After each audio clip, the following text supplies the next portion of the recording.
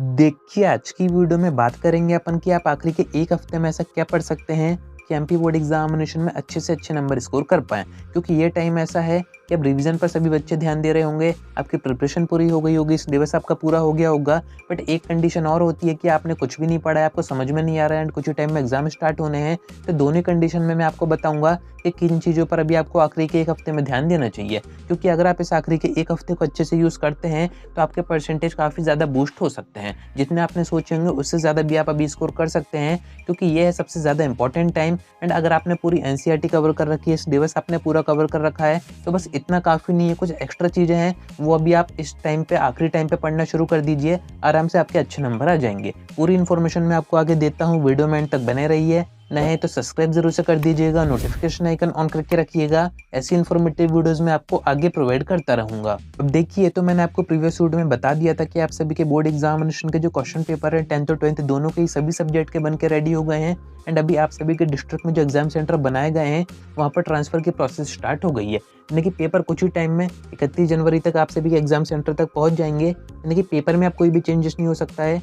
जो भी question MP board के टीचर्स को देने थे वो दे चुके हैं। एंड प्रीवियस कुछ सेशन के एक्सपीरियंस के अकॉर्डिंग मैं आपको बताता हूँ कि किस टाइप के क्वेश्चन एमपी बोर्ड के टीचर्स ने इस बार के बोर्ड एग्जामिनेशन के क्वेश्चन पेपर में दिए होंगे। क्योंकि काफ़ी बच्चों को यही डाउट रहता है कि पढ़ा तो हमने पूरा है, पर कहीं कुछ ऐसा ना आ जाए जो कि हमने पढ़ा ना हो एंड हमसे वो पेपर में छूट जाए। काफ़ी बार ऐसा होता है, एमपी बोर्ड के टीचर इस टाइप के क्वेश्चन रख देते हैं जहाँ पर आप एकदम से देख के नहीं समझ पाएंगे कि इसमें हमें करना क्या है, जबकि आपको चीज़ें पता होती हैं। तो अभी आपने जो सिलेबस कवर किया हुआ है पूरा, वो तो ठीक है, अपनी साइड आपकी पूरी प्रिपरेशन हो गई है, पर कुछ एक्स्ट्रा चीज़ों पर भी आपको ध्यान देना शुरू कर देना चाहिए। जिसमें से फर्स्ट नंबर पे जो चीज़ आती है वो आते हैं पीवाईक्यू, यानी कि प्रीवियस ईयर के क्वेश्चन पेपर। अब इसमें भी आपको परेशान नहीं होना है कि कितने पीछे के करें, क्योंकि ऐसे तो एमपी बोर्ड काफ़ी टाइम से पेपर करवा रहा है। आपको बस 2019 से स्टार्ट करना है। 19 का हो गया, 20 का हो गया, 21, 22, 23, 24, यहाँ तक भी आप करेंगे तो आपका काम हो जाएगा। क्योंकि इसके पीछे आप जाएंगे तो वहाँ पर एमपी बोर्ड का सिलेबस कुछ और हुआ करता था। 2019 के बाद से एनसीईआरटी सिलेबस एमपी बोर्ड में आया था। तो आप मैक्सिमम 4 to 5 ईयर्स के पुराने पेपर करेंगे,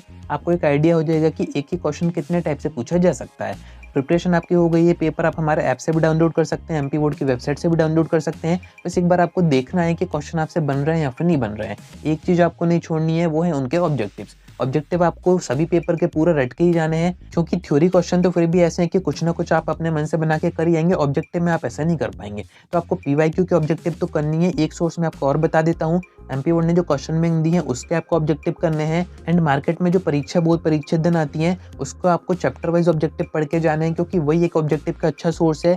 एनसीईआरटी में आपको वैसे भी ऑब्जेक्टिव नहीं दिए जाते हैं। तो अभी आपका फर्स्ट सोर्स हो गया पीवाईक्यू, मैक्सिमम 4 to 5 ईयर्स के आप कर सकते हैं। सेकंड है आपके ऑब्जेक्टिव्स, जो कि आप परीक्षा बोर्ड अध्ययन, क्वेश्चन बैंक और साथ में पीवाईक्यू के जो ऑब्जेक्टिव है वो सारे आपको रट के जाने हैं। थर्ड यहाँ पर जो सोर्स आता है वो है आपके गवर्नमेंट स्कूल के पेपर्स, यानी कि आपके जो त्रैमासिक के पेपर हुए थे, अर्धवार्षिक के पेपर हुए थे, अभी जो प्री बोर्ड के पेपर हुए, ये तो आपको छोड़ना ही नहीं है। क्योंकि एमपी बोर्ड के वही टीचर हैं जो कि उन्होंने पेपर डिजाइन किए थे इन तीनों एग्जाम के। एंड अभी बोर्ड एग्जामिनेशन में भी वही कुछ टीचर्स का ग्रुप होता है, वही पेपर सेट करता है। तो आप समझ सकते हैं मेंटेलिटी कहीं ना कहीं तो मैच हो ही जाती है कि ये क्वेश्चन हमने त्रैमासिक में दिया था, अर्धवार्षिक में दिया था, प्री बोर्ड में दिया था। एंड कहीं ना कहीं वही क्वेश्चन आपको बोर्ड एग्जामिनेशन में भी दिख जाएगा। क्योंकि एमपी बोर्ड के प्रीवियस कुछ सेशन के पेपर्स का पैटर्न देखेंगे तो मोस्ट ऑफ द क्वेश्चन आपको रिपीटेड ही दिखेंगे, यानी कि जो क्वेश्चन आ चुके हैं वही क्वेश्चन एमपी बोर्ड दोबारा भी पूछता है। ऑब्जेक्टिव में भी कई बार सेम चीज हो जाती है। बाकी थ्योरी क्वेश्चन में मैक्सिमम आपको रिपीटेड क्वेश्चन ही दिखेंगे। तो पीवाईक्यू अगर आप करके जाते हैं तो आपको ये आइडिया हो जाएगा कि इस चैप्टर से हमने ये जो क्वेश्चन पढ़ा था ये इतनी बार आया हुआ है एंड इसको हमें इस बार भी अच्छे से पढ़ के जाना है, क्योंकि इसके आने के चांसेस सबसे ज्यादा है। परीक्षा बोर्ड अध्ययन में आपको एक अच्छी चीज दी जाती है कि क्वेश्चन के ऊपर ही मेंशन कर दिया जाता है कि वो क्वेश्चन कब कब कितनी बार कहाँ पर आया हुआ है। पर एक ही चीज इसमें अच्छी नहीं है कि वहाँ की जो लैंग्वेज है, वहाँ की जो थ्योरी है, वो बोर्ड अध्ययन की एज इट इज अगर कॉपी करेंगे तो हो सकता है मार्क्स आपके कट हो जाए।